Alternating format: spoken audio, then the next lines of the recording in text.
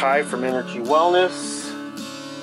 I have a new video to show some, well, it's a new technique with the divinity rings that I'd like to share.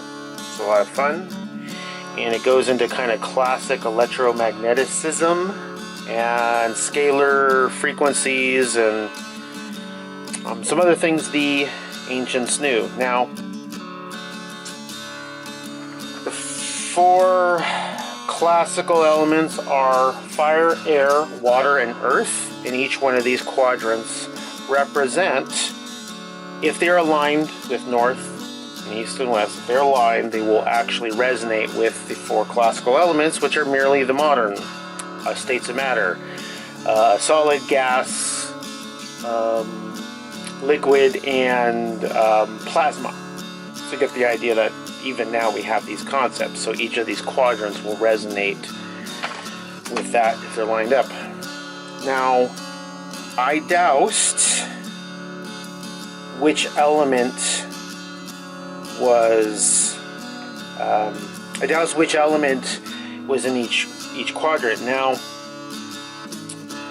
a lot of people do, I'm going to do this, they do this is northeast, north, west, east, south, but this alignment where it's going against north and south, this is actually very bad. Never do that, don't do that. Always do straight up and down or aligned to north. And you can douse this, so we're going to do that.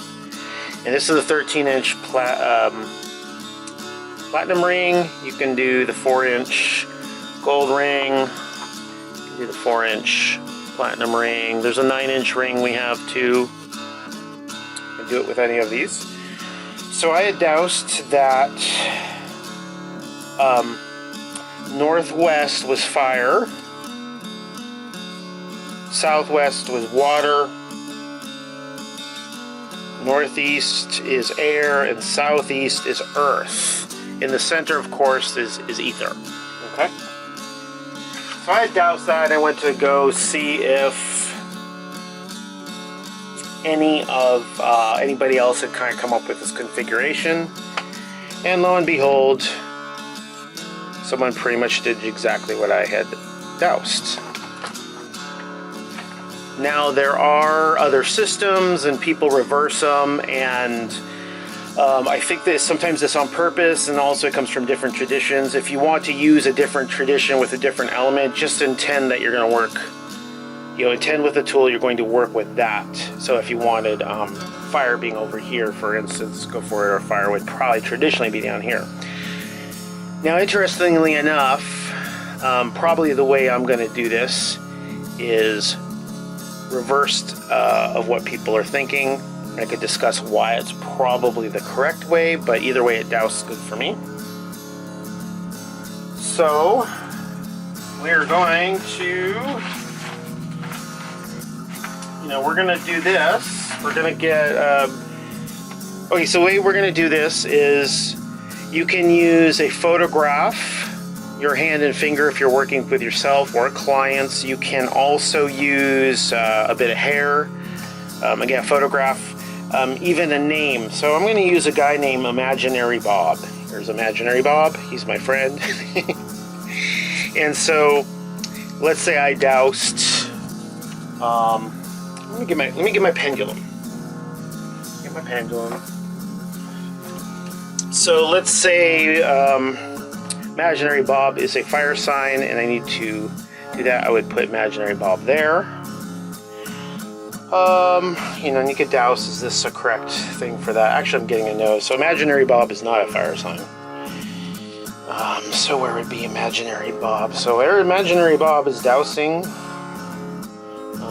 He's an air sign, so you would maybe want to, put him in the air quadrant for a while. Till, gets good. If he was too airy, you may want to actually go to the water sign just to balance them out. Naturally, you might want to go to the opposite quadrant. Let's try this. So here's another interesting thing.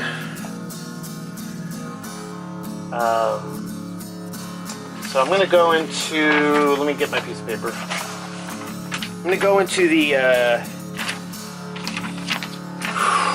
we're going to go into the doshas of Ayurveda, which are basically three basic combinations of signs. And just so you know, ether would be right in the center, and that would also, on some level, have a nice grounding of all the four other solid, quote unquote, solid elements, and then ether would be in the center.